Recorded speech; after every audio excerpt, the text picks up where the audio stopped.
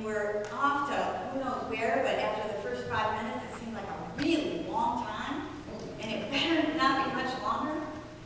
And so you kept saying, when are we going to be there? When are we going to get there? How much longer? I got to go potty. Right?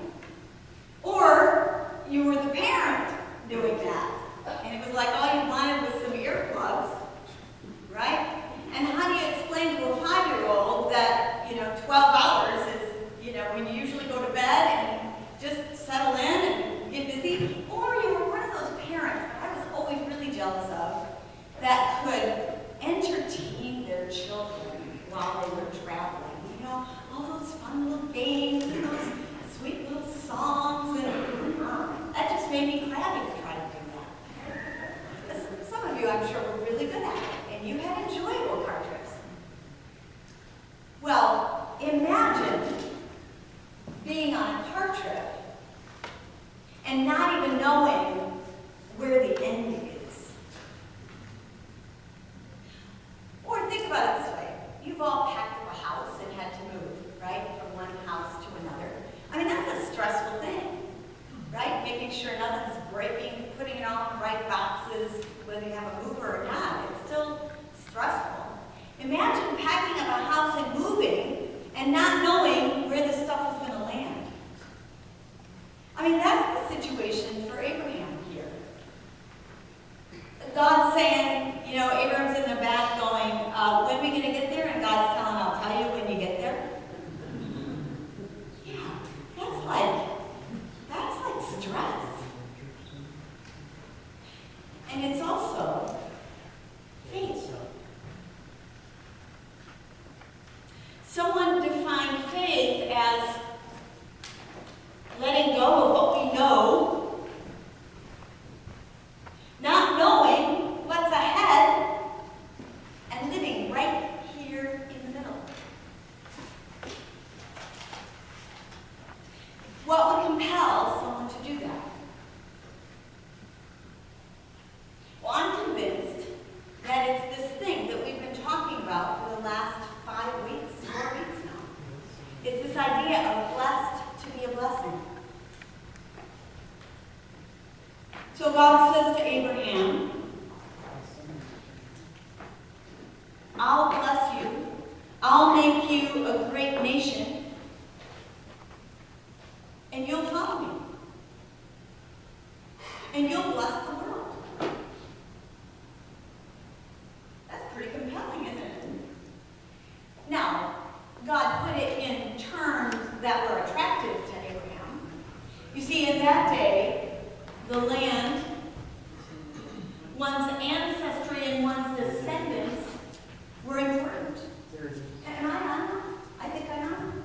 I like that. One's, yes? One's ancestry and one's descendants were important. That you could survive was really important, and that you were on land where you could grow food and feed your flocks and your herds. That was really important. And so for Abraham to leave all of that, there had to be something compelling. And what was compelling was Canaan, the land flowing with milk and honey. Oh, they knew which was the best land. And the descendants that would come. I'll make of you a great nation. I'll bless you so you can be a blessing. One blogger I read this week said, for Abraham, while what was behind was crystal clear, what lay ahead was distressingly devoid of details. But there was something compelling that made Abraham willing to take the step. Albert Einstein says it this way: strange is our situation here upon earth. Each of us comes for a short visit, not knowing why, yet sometimes seeming to a divine purpose. From the standpoint of daily life, however, there is one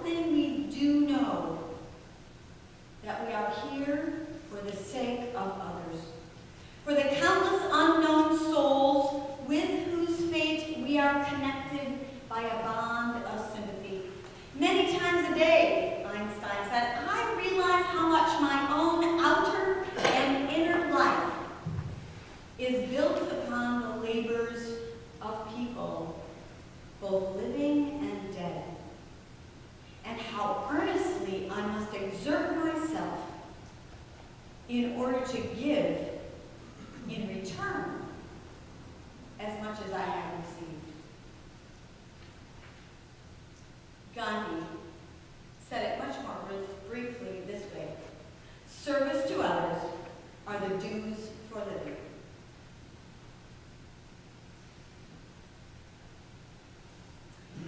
So let's leave the travel image for a minute, and let's talk about walls.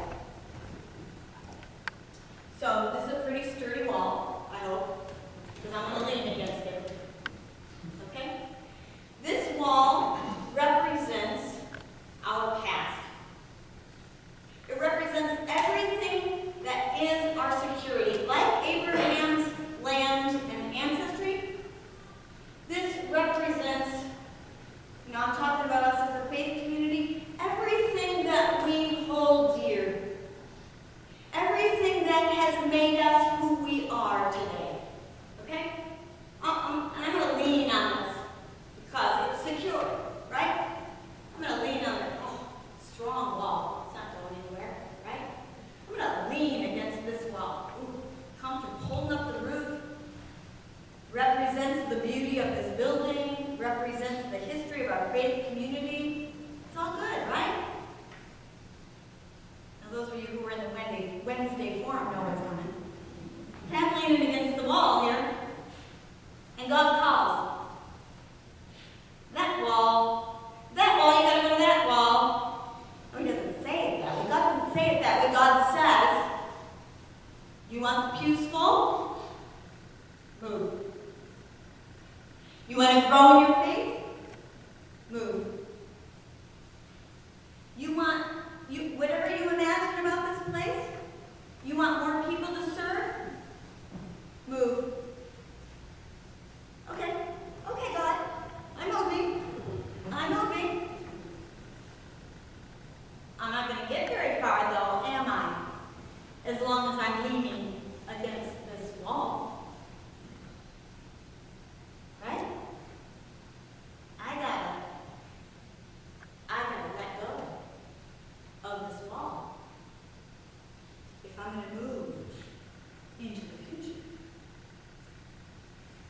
Now you realize, don't you, that wall, these walls, those things that we love, all the songs that build us up, all the words that we say that are so meaningful, all the ways that we are together, those are just boxes that have made us secure.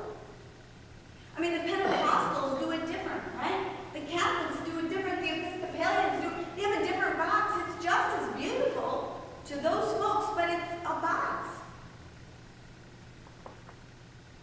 What we got to find is that grounding that we talked about. That is God's love and God's grace. That allows us to take our weight off the wall, to not see that as our security, so that we can move into the future. So we're kind of on a journey, even though we're thinking about boxes and walls. Right? So I have 3 suggestions for how we might move, how we might let go of the wall on which we're leaning and move into the future. So it's interesting to me that of the things that I think comprise church, service, discipline, worship, and community, for the mainline church, we even had too much trouble thinking about how to serve. In fact, I would say that's your strength. That's your gift. If you're talking about a table, that's the solid leg of the table. But these other 3 legs, I think we need to work on a little bit. So, let's think about worship. You know that most of the service, I can't even see Dick Dunn. He's down in the hole. There was a reason this thing was built, right? Before we had these things. We don't need this thing anymore.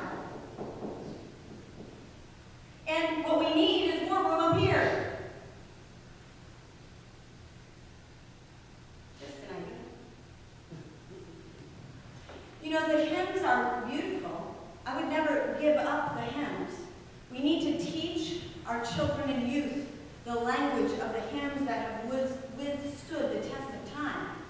But they're not the only songs in the world, right? We sang some really beautiful songs this morning that are not hymns. And the organ, it's not the only instrument. Dick and I have talked about this a lot.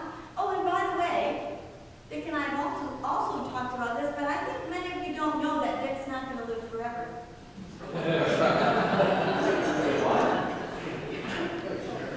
Yeah. So there are things about our worship that make us feel secure, that are our preferences, that we like to see and hear and do. But they're not very welcoming. Now, you know the difference between welcoming and friendly, don't you? When you go to your doctor's office and the receptionist greets you and says, "Oh, hi, so-and-so," by name, right? And then says, "It's so good to see you. Can I give you a cup of coffee or a glass of water?" That's friendly. When you go sit in the doctor's office and he uses language that you can't understand, and 3 minutes later he sends you on your way, deal with the insurance company, that's very unwelcoming. Not to mention unfriendly. Having greeters at the door, someone to hand out the bulletin, someone to point the way to the sanctuary, that's friendly. Welcoming is when the person who's new and sits in this place of worship knows what you're doing. They understand the words that are printed. They have access to what you're talking about. Now let's move on to community. That third leg of the switch. So we've got service, worship, community. Community is friendly when everybody says hi. Community is welcoming when I'm known, when I'm seen and heard, when I can tell my story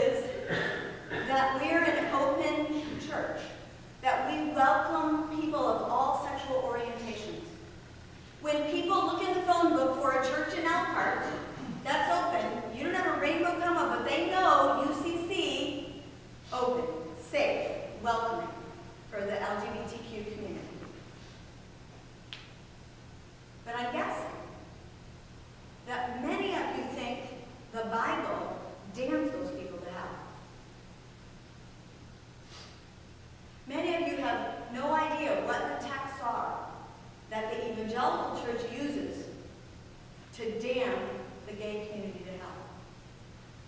So we were thinking, it's time to learn about that stuff. It's time that we study those texts. Let's not be afraid. So I'm hoping that I can convince my partner in crime to do a presentation that we've done, a good cop, bad cop presentation on the 7 so-called clobber passages. And we can begin to explore, to open up. What does the Bible say about this situation that we wrestle with the our evangelical brothers and sisters? I don't know what the future holds for you. But I know that there's a land flowing with milk and honey that you all can envision. I know that there's something that compels you into the future. Because I've been around here a while now, and I'm loving it. So, that's to the extent that we haven't. Let's let go. Let's stand up and look again. We're not going to take down this brick and mortar. We don't have to take down everything that has been our security. But we need to look with critical eyes. We need to invite the people who are newer among us to say, tell us what you see. Tell us what keeps people from wanting to be here. Share with us, you new folks, you guests, you privileged and honored guests among us. Share with us how we can be more porous, more welcoming, more accessible. Tell us how we can take those walls down and extend our welcome further. And if we do that, and when we do that, and when we listen, and when we begin to take that next